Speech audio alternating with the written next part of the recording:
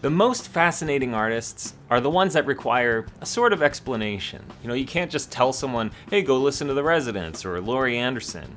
You need to explain what they're going to experience because the art goes so far beyond what comes out of the speakers. It feels like an injustice to simply, leave it at the music. And Sleepytime Gorilla Museum is one of those bands. They built their own instruments, they were wild on stage, they defied any real sense of genre, and left their audiences with a sense of terror and doom.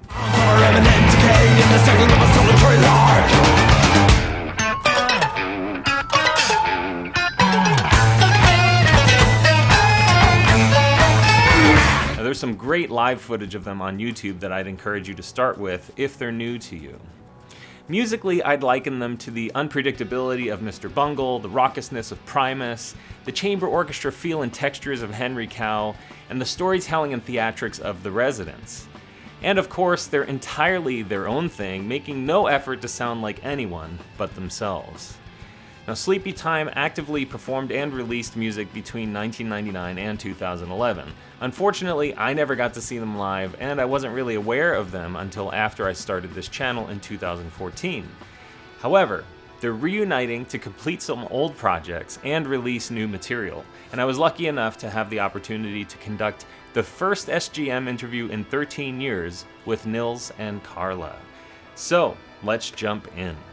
The old describe your music question always makes me feel like a doe in the headlights. I don't know. I don't mean no, don't describe your music. Like, what do you tell people? Like, when people say, what do you do? Like, what is Sleepytime Gorilla Museum? Like, it's kind of a nutty thing. Yeah, well, interesting that you sort of you mentioned these sort of various strains that might be part of your show.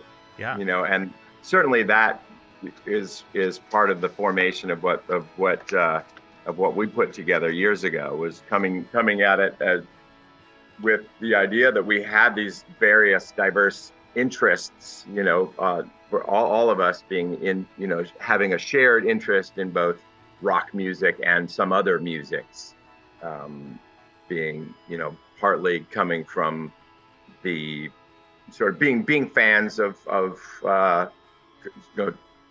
at that point, 20th century classical music, and wanting to apply that to rock, to the energy of rock music, in the as far as the simplest reduction of what our collective mission was, sort of taking some of those textures and techniques that are part of 20th century chamber music, or just an ear for some of those kinds of approaches to composing and making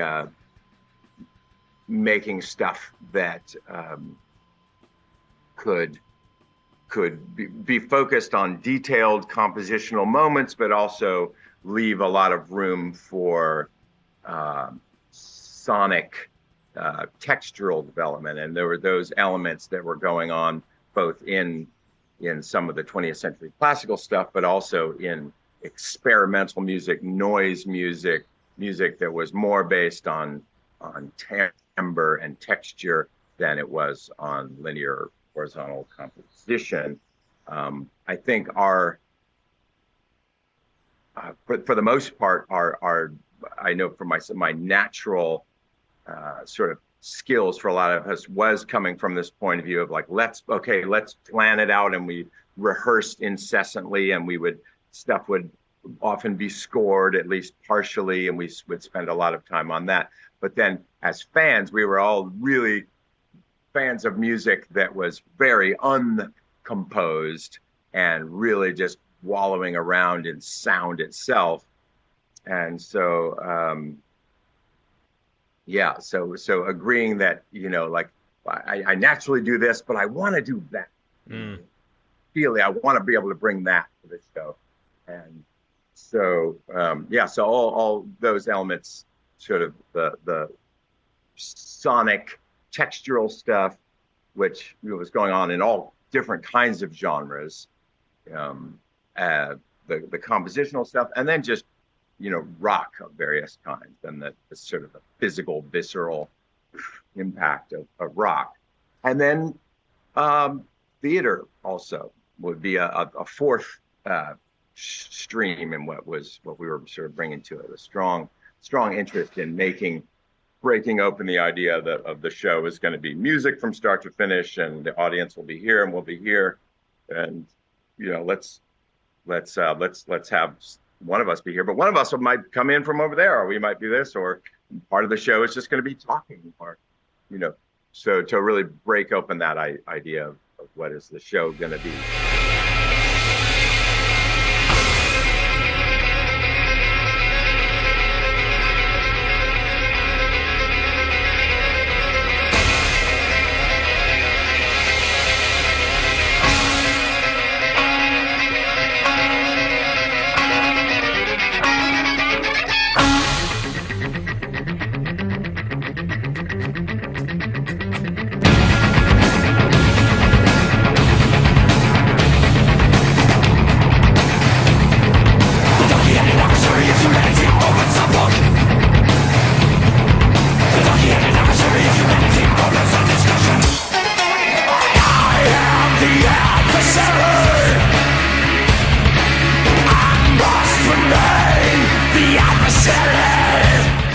I love your theatrical aspects, and I think a lot of bands sort of discount the element of the visual for their music.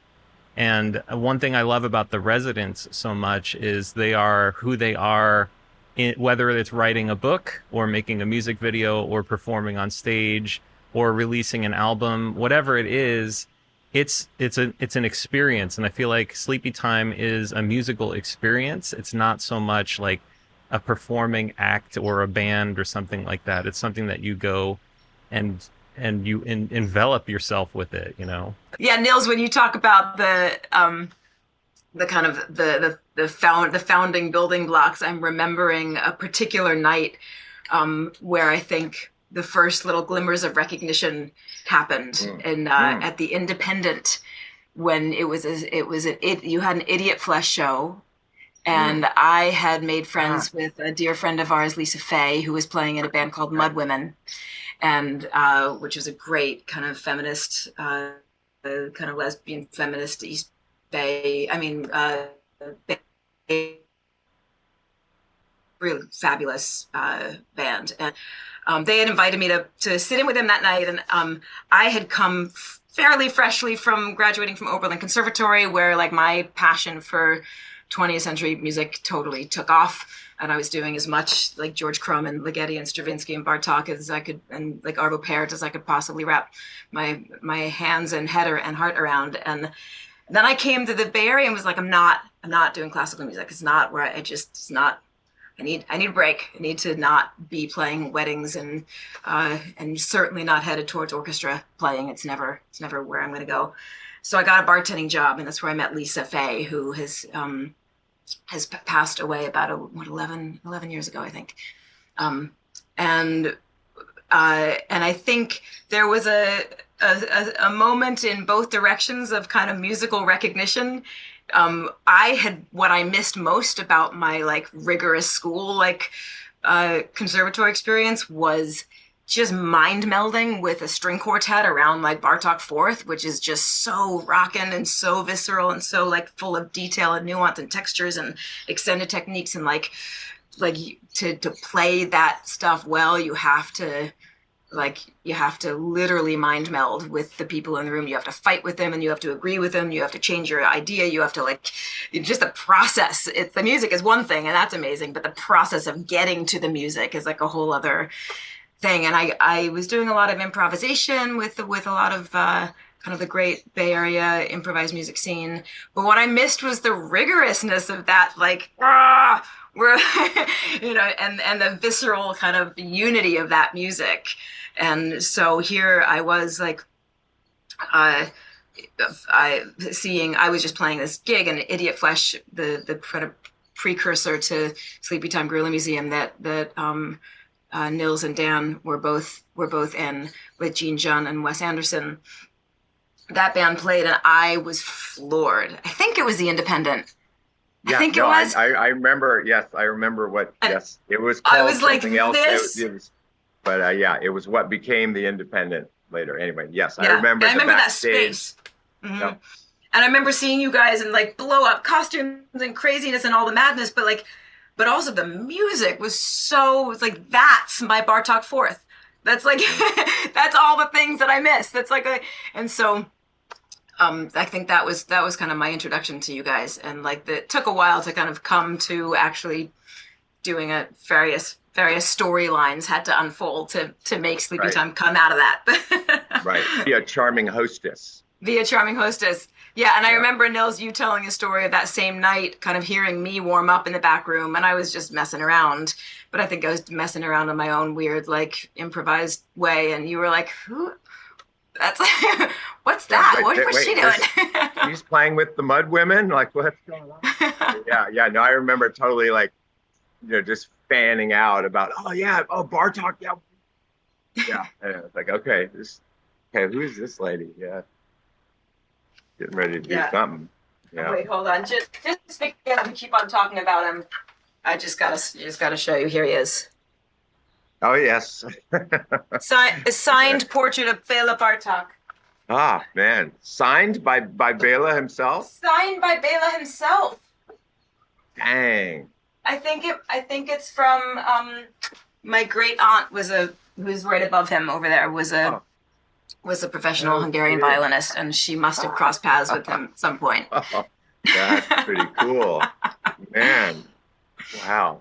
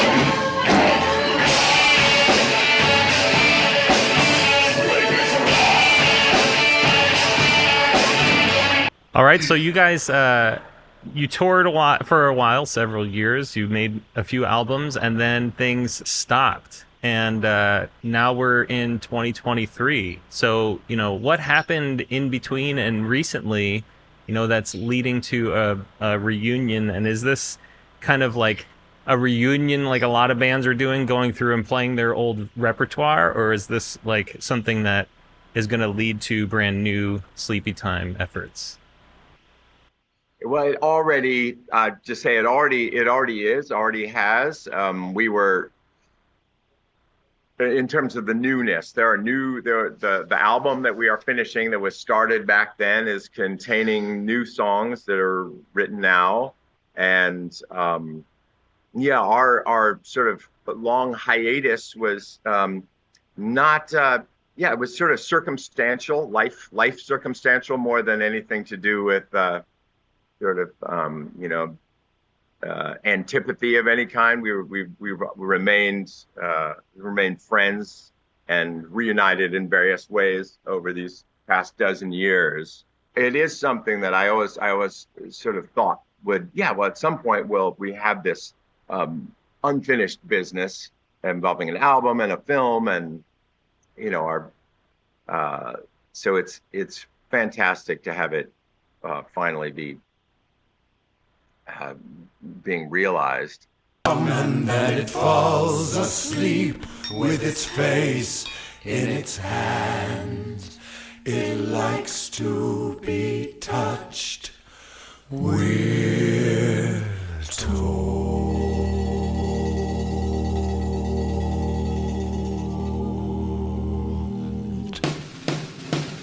We must know more.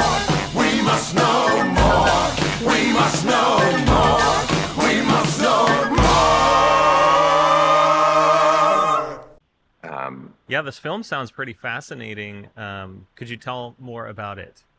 Well, the film it evolved out of a live show, a tour, and a segment of a live show that involved, displaying a human being, the last human being, in a cage, and we were working with Shinichi Koga, who had done some touring with us, a performer, dancer, sort of theater person that we had done. Carla and Dan and I had all worked with Shinichi and as part of the dance troupe Ink Boat that was his project, and we had all done various projects for years, predating Sleepytime even with this fellow, and he it was the most from our side of it, from the Sleepytime side of it, the last human being was the most sort of conceptual and scripted version of working with him that we had done and we had brought on the road. I mean, but he had been out around the country with us or appeared various places for years on and off before then. And being this close to Boston, I'm remembering a night in Boston the first time, and he repeated this in San Francisco later, where he stepped off of the stage onto the shoulder height of the audience and walked across the audience to the far back of the room, and then turned around and walked back without falling down, on the people. That became like on all fours, using their shoulders and their heads. Yeah, just like droop, and even part of the way just walked upright, and then started, got a little more support, and yeah. Anyway, and a dexterous fellow who we are thrilled he will be returning to the United States. I think like this week or something. We were going to try to maybe rendezvous with him in New York, but he's coming with his family back to the good old USA. So yeah, and maybe even we can rendezvous with him at some point during the upcoming add to the reunionness of it all by meeting up with Shinichi. You guys are looking to get some fan support to complete these projects and get them out on the road, which is super exciting. And I actually love the idea of sort of investing in a band and their effort and really showing like, yeah, we're into this. Like, vote with your dollars. Could you talk about what you're trying to do and how fans can support your next projects? Yeah, we are. One of the amazing things about this reunion is that it's not just the band. It's kind of really it's the band and a whole team of friends and compatriots from years gone by, and some new like Mallory, whose name you see here, and our friend Meredith, whom we've known for decades, who's been Meredith has been in our several of our videos, has clothed us and costumed us, and is a wonderful musician in their own right, and has an understanding of the connective possibilities of social media, and in a way that we as a band are kind of on varying degrees of the Luddite scale. I would say Nils is definitely like the King Ludd himself. And we have our friend Scott. I'm here. You are. Look, I see you. That's my message. I'm still here. No. So we've really, there's a team of people that are helping pull this multi-level crazy thing together. One of which is the film, the album, the tour, and all these things take a huge effort to put together. So we are also putting together a Kickstarter campaign. It's been amazing to see as Mare and Mallory have been kind of helping us to kind of reach out to fans who, like some old fans who may have like followed the band for forever, or old friends from 13 years ago that we may have lost touch with. The social media platforms have been this incredible way of reaching back out to people and pulling people out of the woodwork, not just for the in this kind of typical, like, oh, look at us, come on, it sounds like her, look at our band, buy our stuff. But there really feels like there's a whole kind of a whole just community effort that's coming back. That's like, just this morning I looked on our Instagram and Mare had posted something of this wonderful, talented fashion designer from Switzerland that is a fan of the band and has been creating Sleepytime Gorilla Museum influenced clothes and like beautiful costume pieces. And so it feels like we're pulling on like we're focusing on the band, but it's having all these wonderful tendrils and threads into a whole community of makers and doers and creators and fans. And so that's really exciting. With those funds, we will be able to finish. There's a few songs on the record that we're still trying to finish, and of course we have to kind of put our lives on hold while we do that. And the mastering, the mixing, the color correction on the film, getting the bus ready to go. All of that comes with a pretty steep price tag. So it's been a big exciting process to kind of feel like we're like cicadas coming out of the grass after not 17 years, but 13 years. And there's a Idiot Flesh album as well that's being finished as part of this Kickstarter, right? Yeah, so you can talk about the Idiot Flesh album, Nils, but I also want to mention that our record is going to be coming out on a brand new imprint. A label that's actually feels very like coming home, full circle kind of story. Nick Oler, who's I think he may have presented some of the earliest Idiot Flesh shows. He lives in Indianapolis, and when he was pretty much a kid, was putting on shows in a record store in Indianapolis. And so our relationship with Nick goes way back, and he now does some work with Joyful Noise, and they are kind of supporting him as he starts his own imprint. It's still all very new, and like the label we will be literally the first shot fired in this new record, but it feels like both new and old all wrapped up. But Nils, you can maybe talk to the Idiot Flesh album. Well, yeah, that has been a sort of slow, a fitful work in progress for many years, and again, like a project that always felt it's certainly the elements that were left unhanging were kind of unintentional and more circumstantial, and just people's busyness of their lives, and like, oh yeah, but are you? Yeah. So to have those songs and go back and listen to the ones that were already done, be working on the new ones, and realize that the ones that were finished way back in 97, 98, I think is when those were recorded.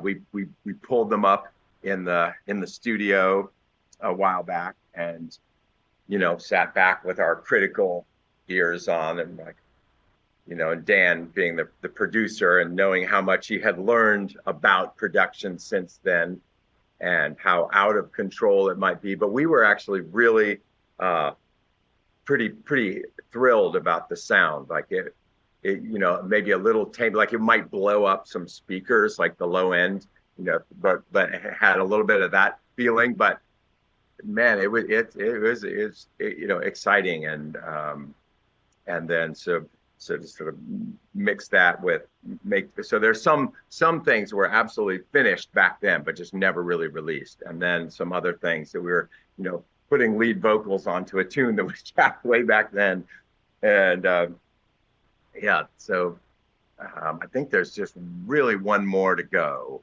And I don't know that it will be a full length record, and I'm not sure what will surround that. That'll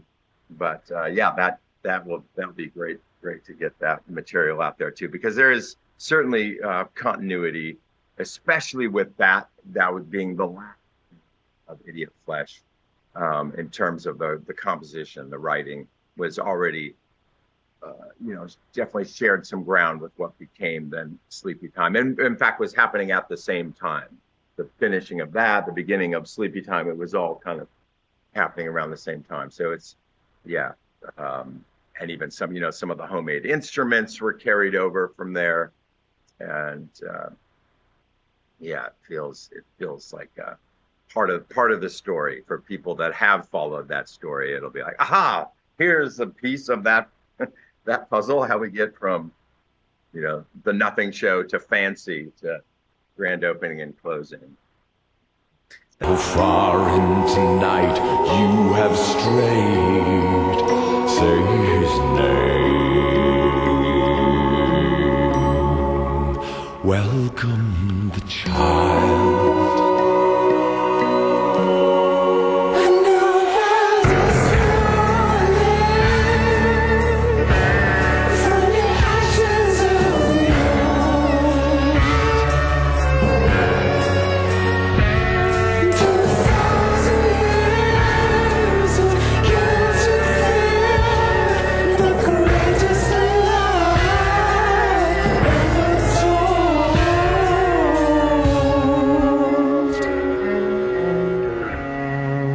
Brought up a great point, and I'd love to have you both respond to this, but social media has been, I feel like there's never been a better time to be alive as a fan of music. And social media has connected fans directly with music in a way where I feel like bands and artists can have access to a community